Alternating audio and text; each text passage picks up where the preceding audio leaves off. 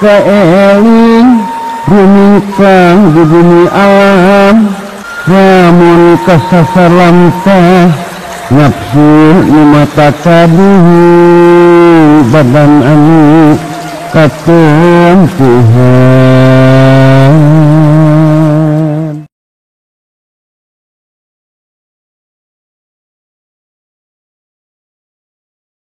Mata alamaka adamu ikbalin nas alai au tawajjuhuhum bidan bi ilai parji ila ilmilah fi fa in kana layat nauka ilmuhu pamusibatuka bi adamika na'atik bi ilmih asyaddu min musibatika bi wujudil adamu minhum. Lamun malenosna atawa ngabalierna atawa berpalingna manusia ti diri anjeun karasa ku anjeun nganyerikeun kana hate anjeun atawa yang harupna manusia ka anjeun kalawan hinaan atawa cawadan atawa tuduhan-tuduhan anu goreng atawa cacian makian jeung hujatan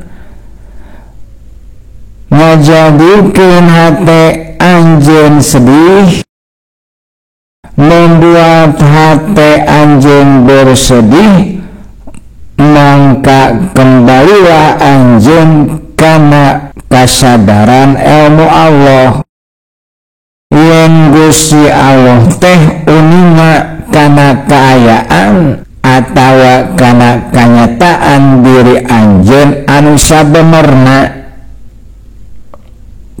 Lamun anjeun teu ngarasa cukup kana uninga Gusti Allah ka diri anjeun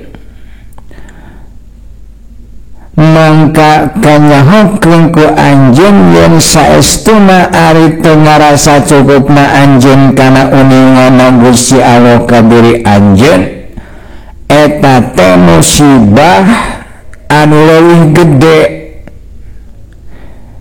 daripada musibah berpalingna manusia ti diri anjeun atawa yang harupna manusia ka diri anjeun kalawan cacian makian kalawan celaan kalawan hinaan.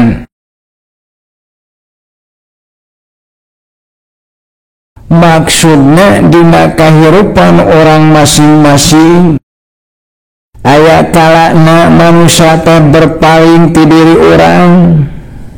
Ari anu dimaksud berpaling di dieu teh contona saperti misalnya ente teu dipandang ku batur, teu direken ku batur, teu dianggap aya, teu dihormati, teu dihargai ku batur jeung saterusna. Tah eta ngaranna manusia berpaling ti anjeun.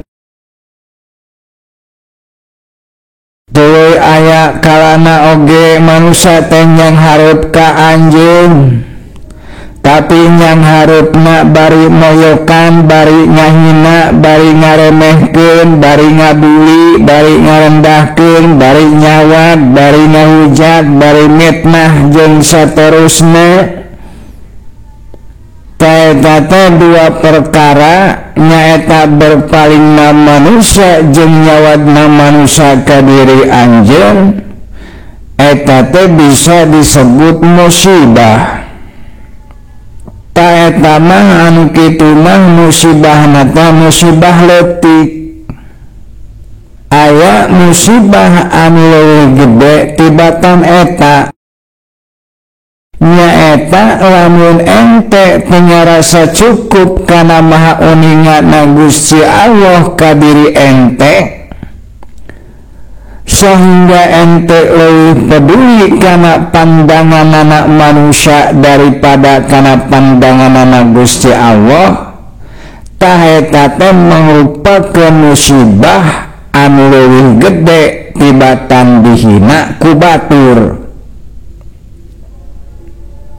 Jadi anu leuwih penting kerja jama anu ariman mah nyaeta pandangan Gusti Allah, nyaeta penilaian Gusti Allah, lain pandangan manusia, lain penilaian manusia.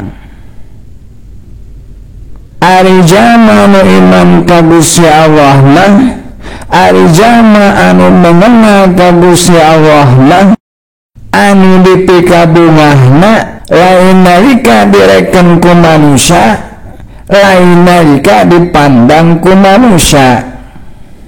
Jeung anu dipikasedihna lain ku sabab teu dianggap ku manusia, lain ku sabab teu dipandang ku manusia, lain ku sabab dipoyok, dicawat, dihina, dihujat ku manusia. Kabungahna jama anu iman jeung mengenal Gusti Allah mah nyaeta mandangna Gusti Allah ka dirina, jeung anu dipikasedihna teh nyaeta sedih lamun Gusti Allah berpaling ti dirina, sedih lamun teu dipandang ku Gusti Allah subhanahu wa ta'ala. Jadi anu iman jeung mengenal Gusti Allah mah udaganana dina hirup di ieu alam dunya teh lain kana pandangan manusia, lain kana penilaian manusia, lain kana penghargaan manusia, tapi kana pandangan, kana penilaian, kana penghargaan Gusti Allah. Dagu sabab kitu mangka nalika dipuji, nalika dihormati, nalika dihargai ku manusia teu bungah-bungah amat. Sabalikna nalika dicela, nalika dihina, nalika dihujat, dibungi, dicaci maki ku manusia da teu sedih-sedih amat, biasa-biasa we. Sabab lain eta udaganana, sabab lain eta anu diteanganana, teu hayang dipuji ku manusia, teu hayang dihormati ku manusia, teu hayang dihargai ku manusia, teu embung dipandang goreng ku manusia, teu embung dihina ku manusia, teu embung dijauhan ku manusia. Jadi dina urusan pandangan manusia mah rek pandangan nu hade, rek pandangan nu goreng, teu hayang tembung kumaha maranehna we, rek muji rek ngahina eta mah urusan maranehna masing-masing, henteu jadi pusat perhatian. Artina ari jama-jama anu bener imanna, bener marifatna ka Gusti Allah mah tidak berfokus kepada manusia, tapi ka Gusti Allah subhanahu wa ta'ala. Itu ayeuna lamun dina soal pandangan, iraha manusia disebut mandang ka ente, nyaeta nalika muji ka ente, nalika hormat ka ente, nalika perhatian ka ente, nalika peduli ka ente, nalika sopan ka ente jeung saterusna. Ari Gusti Allah iraha Gusti Allah disebut mandang ka ente, nyaeta nalika ente salat, nalika ente beres Quran, nalika ente zikir, nalika ente zakat, nalika ente sedekah, nalika ente beribadah, nalika ente beramal soleh, berbuat baik kalawan tulus ikhlas karena Allah subhanahu wa ta'ala, karena mengharapkan keridhaan Allah subhanahu wa ta'ala. Artinya lamun ente bertekad, berucap, berbuat sesuatu karena mengharapkan keridhaan manusia, karena mengharapkan pujian ti manusia, karena mengharapkan penghormatan manusia, karena mengharapkan penghargaan manusia, karena mengharapkan pandangan manusia, maka pada saat itulah Gusti Allah berpaling dari ente. Walayan duru ila makhluk biikbalihim wa idbarihim wala madhihim wa dambihim wa annahum la yugnuna anhum minallahi syai'a.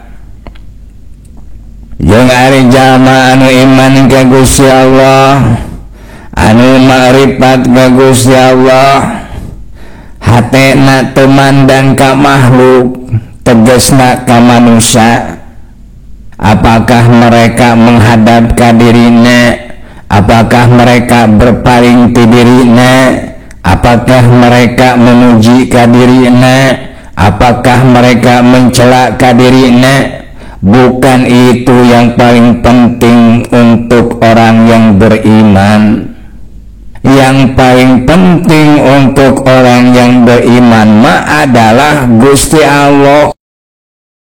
Walaupun ditinggalkan oleh manusia, walaupun dicela oleh manusia, walaupun dicaci maki oleh manusia, tapi dia tetap bergembira, dia tetap berbahagia karena dia sadar, karena dia tahu kalawan yakin bahwa dia berada di jalan yang benar, berada di jalan yang dirahmati Allah, berada di jalan yang diridhoi Allah.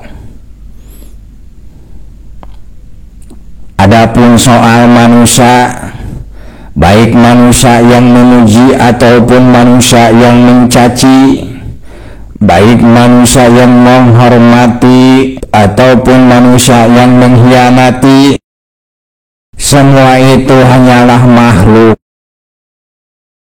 Li'anna makhluk la yanfa'una illa bisyai'in qad katabahullah wa la yaduruna illa bisyai'in qad katabahullah. Saestuna ari anu ngaran makhluk teu bisa mere mangpaat ka anjeun kecuali ku perkara anu geus ditetepkeun ku Gusti Allah. Jeung teu bisa mere mudarat ka anjeun kecuali ku perkara anu geus ditetepkeun ku Gusti Allah. Tak kusabab kitu tong hariwang, tong daringang, tong sieun, tong sedih ku ucapan jeung tingkah laku manusia. Eta mah abaikan saja, ucapan goreng ti batur mah jangan dijadikan pusat perhatian ente jang. Yang memuji biarkan saja memuji, yang mencela biarkan saja mencela. Baik pujian maupun celaan jangan memalingkan ente dari Allah. Ta inti nama. Jadi lamun terjadi ka diri ente kejadian anu saperti kitu, nyaeta manusia berpaling ti diri ente atawa nyangharup ka diri ente ku celaan, ku hinaan, ku sangkaan goreng jeung saterusna, mangka lihatlah diri ente, mangka pariksalah diri ente, tingali ku ente kenyataan diri ente sorangan secara jujur. Apakah pada saat dicela ku manusia ente sedang berada di atas kebaikan dan kebenaran, ataukah pada saat itu ente sedang berada di atas keburukan dan kesalahan? Kalau ente sudah berada di jalan kebaikan dan kebenaran, sudah berada di jalan yang diridhoi Gusti Allah, tapi masih dicela ku manusia, masih dihujat ku manusia, tuluy ente tidak terpengaruh ku eta hinaan, ku eta celaan, ku eta pangjejelehna manusia ka diri ente.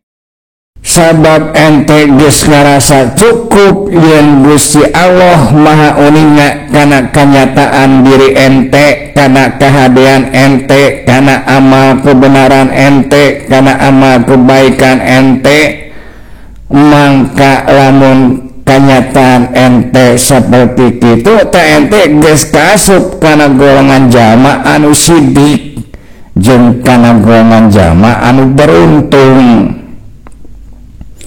Tapi lamun ente teu ngarasa cukup, nyaeta teu ngarasa cukup kana uningna Gusti Allah atas kebaikan dan kebenaran diri ente, jeung ente mengharapkan pandangan dari manusia, jeung ente menganggap pandangan manusia sebagai sesuatu yang sangat penting, sehingga ente sibuk memperbaiki, sibuk memoles citra diri di depan manusia-manusia, yang pada akhirnya ente mengabaikan pandangan Gusti Allah Subhanahu wa Ta'ala.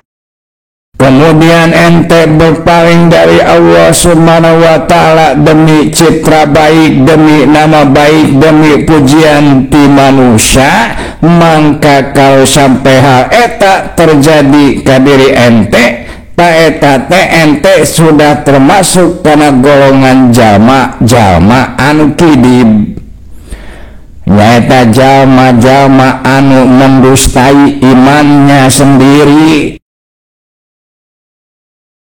Ketika ente sudah mendustai iman ente sendiri, pada saat itulah Gusti Allah berpaling dari ente. Tak berpalingna Gusti Allah dari ente, eta teh merupakan musibah anu gede dibandingkeun jeung berpalingna manusia, dibandingkeun jeung celaan cacian makian ti manusia.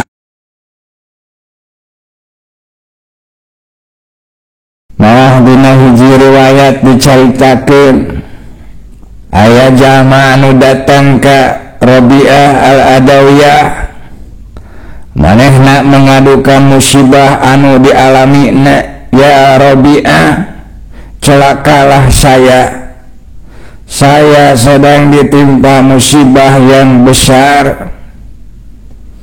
Oleh eta jelema ditanya ku Rabi'ah, musibah gede naon anu nimpa ka diri anjeun teh? Cek eta jalma ka Rabi'ah, semua isi rumah saya habis digondol maling. Tuh cek Rabi'ah ka eta jalma, syukurlah kalau begitu. Mendengar perkataan Rabi'ah seperti itu, eta jalma kaget. Manehna nanya, lo, kok bersyukur gimana? Isi rumah habis kok disuruh bersyukur? Cek dawuhanana Rabi'ah, ente teh kudu bersyukur, sabab anu leungit lain iman. Jadi iman teh jang lebih berharga dibandingkan jeung sakabeh isi rumah ente. Ente kudu nyaho. Jadi kalongitan isi imah leutik dibandingkan jeung kalongitan iman. Mata dina pandangan jama-jama anu marifat ka Gusti Allah seperti Rabi'ah al-Adawiyah, musibah kehilangan iman lebih besar daripada musibah kehilangan harta. Jadi eling-eling ke ente, kalau ente tidak merasa cukup bahwa Allah Maha tahu atas kebaikan dan kebenaran ente, sehingga ente merasa kecewa, ente marah, ente sedih karena ditinggalkan oleh manusia atau karena dicela oleh manusia, maka etalah hiji bukti anu nyata tina lemahna iman ente ka Gusti Allah Subhanahu wa Ta'ala. Jalma anu teu ngarasa cukup ku pandangan Allah, teu ngarasa cukup ku penilaian Allah, bakal kaasupan ku tilu perkara. Kahiji bakal kaasupan ku ria. Ari jalma anu kaasupan ku ria dimana migawe amal soleh anu diteanganana teh lain pandangan, lain penilaian Allah, lain karidoan Allah, tapi pandangan manusia, penilaian manusia, pujian jeung karidoan manusia. Ari migawe amal soleh karena mengharapkan ti manusia, eta teh kaasup syirik, syirik asgor. Ari syirik teh dosa. Artinya migawe amal soleh lain menang pahala tapi gado menang dosa. Eta lamun kaasupan ku ria. Kadua bakal kaasupan ku takalub. Ari takalub teh nyata susah payah. Artina jalma anu udaganana hayang menang pandangan manusia, mangka manehna bakal mengalami kasusahan jeung kapayahan. Sabab untuk dipandang baik oleh semua orang, untuk mendapatkan pujian dari semua orang, untuk disenangi oleh semua orang, untuk memuaskan semua orang, itu adalah hal yang sangat sulit untuk diwujudkan, bahkan mustahil. Mustahil ente bisa memuaskan jeung bisa menyenangkan semua orang. Kadituna tungtungna teh bakal capek sorangan, hirupna karasa capek. Sabab pinuh ku pencitraan, pinuh ku kepalsuan demi mendapatkan tepuk tangan. Muka tilu adamu ihtiram, nyata bakal leungit tina dirina rasa hormat, rasa takdim ka Gusti Allah. Artina bakal leuwih hormat ka manusia daripada ka Gusti Allah, bakal lebih takdim ka manusia daripada ka Gusti Allah. Seolah-olah manusia lebih tinggi dari Gusti Allah, seolah-olah manusia lebih penting dari Gusti Allah, seolah-olah manusia lebih berharga daripada Gusti Allah. Jadi dina hirup di alam dunia majang ulah mudah-mudah pandangan manusia, jeung ulah sedih ku ucapan-ucapan goreng manusia. Pusatkeun kesadaran hati ente ka Gusti Allah. Cukuplah bahwa Gusti Allah Maha Uninga kana keaslian, kana kenyataan diri ente. Walamatul iktifa bi ilmillah at-tahabbul minal waqi'ah biman adaka au adbaro anka. Jeung ari tandana yen anjeun ngarasa cukup kana Maha Uninganna Gusti Allah ka diri ente, nyaeta ente merawat diri, ente memelihara diri, ente menjaga diri tina mencela ka manusia anu tekad ucap lampah magoreng ka diri ente, atawa ka manusia anu ngahina, anu ngahujat, anu mencela ka diri ente. Jadi sebagian tina tanda kuatna iman ente ka Gusti Allah Subhanahu wa ta'ala nyaeta ente tidak kecewa, tidak galau, tidak marah, tidak sedih, dan tidak mencela kepada orang-orang yang mencela ka ente, karena ente sudah merasa cukup karena Maha Uninganna Gusti Allah ka diri ente. Karena ente sudah merasa cukup dengan pandangan dan penilaian Gusti Allah Subhanahu wa ta'ala ka diri ente.